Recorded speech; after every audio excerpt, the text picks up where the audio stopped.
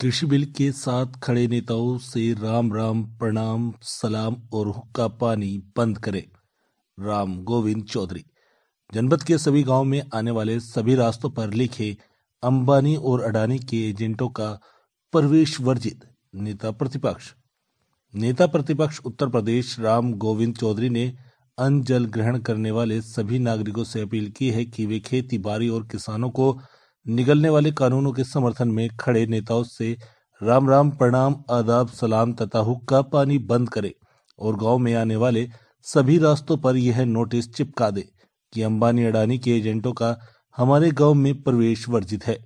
रविवार को बासडीह विधानसभा क्षेत्र के रेवती ब्लॉक के विसोली ग्राम में आयोजित किसान घेरा चौपाल को संबोधित करते हुए नेता प्रतिपक्ष उत्तर प्रदेश राम गोविंद चौधरी ने कहा कि अडानी अंबानी के एजेंट और उनके पेरालों पर जी रहे नेता हम किसानों में फूट डालने के लिए शासन प्रशासन की मदद से जगह जगह सम्मेलन कर रहे हैं और लोगों को समझा रहे हैं कि खेती बाड़ी और किसानी को अंबानी अडानी को देना लाभ का सौदा है।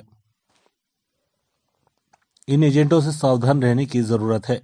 इस सावधानी का सबसे आसान रास्ता है कि इनसे दूरी बनाकर रहें और इनका बहिष्कार करें। नेता प्रतिपक्ष उत्तर प्रदेश राम गोविंद चौधरी ने कहा कि अगर सरकार सभी सार्वजनिक उपक्रमों दूरसंचार हवाई जहाज और रेल की तरह खेतीबाड़ी और किसानी को भी अंबानी अडानी समूह को सौंप देने पर आमादा है, इसके लिए ये लोग रोज नया नया झूठ बोल रहे हैं। इसके मुकाबले के जरूरी है कि हम खेती बाड़ी किसानी करने वाले सभी लोग समाजवादी पार्टी के साथ लामबंद रहें और इसे लेकर उसी ऐलान को सच माने जो समाजवादी पार्टी के राष्ट्रीय अध्यक्ष माननीय श्री अखिलेश यादव घोषित करें। उक्त जानकारी देते हुए सपा के जिला प्रवक्ता सुशील पांडे कान्हा जी ने बताया कि नेता प्रतिपक्ष के नेतृत्व में बासडीह विधानसभा क्षेत्र के सभी विकास खंडों में किसान घेरा चौपाल अभी आगे भी चलेगा। बलिया से ब्यूरो रिपोर्ट प्राइमेटी न्यूज। और वो जो कहेंगे वही इनको करना है।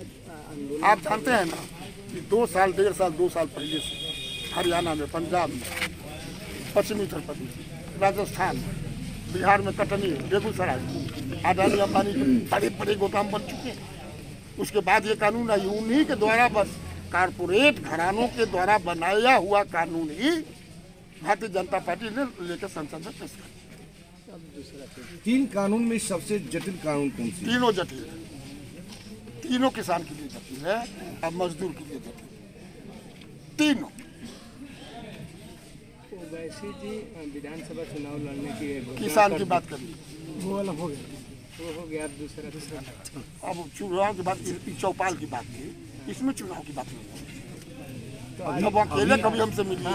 आज बॉर्डरों पर किसान थाली और ताली बजाए हम मन की बात। आज किसानों का आह्वान ये था कि जैसे आपने कहा कि मोदी जी ने किसानों की बात नहीं की, मन की बात में केवल अपनी बात करी, तो किसान पहले से जानते थे, आंदोलनकारी किसान, इसलिए पहले से आह्वान किए हुए थे कि जब वो मन की बात करें उस समय हर किसान थाली और ताली बजावे, उनकी बात को न।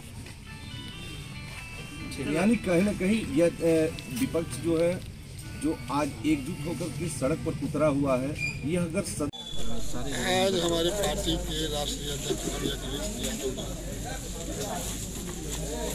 25 तारीख से गांव में चौपाल लगा कर ये जो 3 कृषि कानून केंद्र सरकार ने पास किया है, जो किसानों के हितों के बिल्कुल विरोध है, उसी को किसान लोगों को उस बात को समझाने के लिए चौपाल का कार्यक्रम रखा गया है। इसी में 25 को बड़ा गांव था, 27 को यहाँ है, 28 को है बासडीह इलाका है, सैदपुर शिव जी के स्थान पे है, और बेरुआर वाली इलाका 29 को है बेरुआर वाली।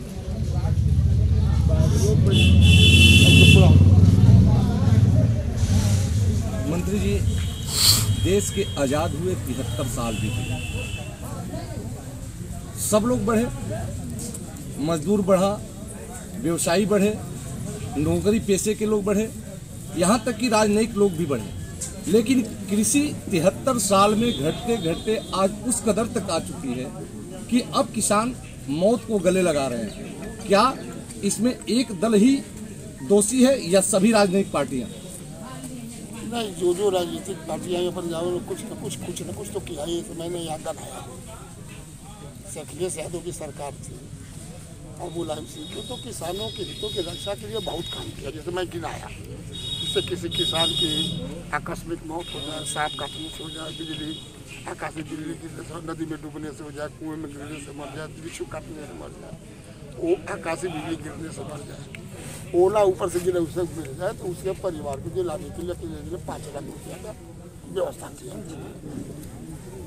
फसल की बीमा करा दिया था कि फसल नुकसान होगी तो उसका पूरा मुआवजा दे दिया, उन्होंने दिया। ये सिंचाई कर दिया ट्यूबवेल और सरकारी नहर से, सरकारी और किसानों को जो लाभ हो, उन्होंने कई ऐसी योजनाएं चलाई, जैसे डेयरी की योजना चलाई किसानों के। लेकिन आपका कहना सही है कि जितना सुधार किसानों को होना चाहिए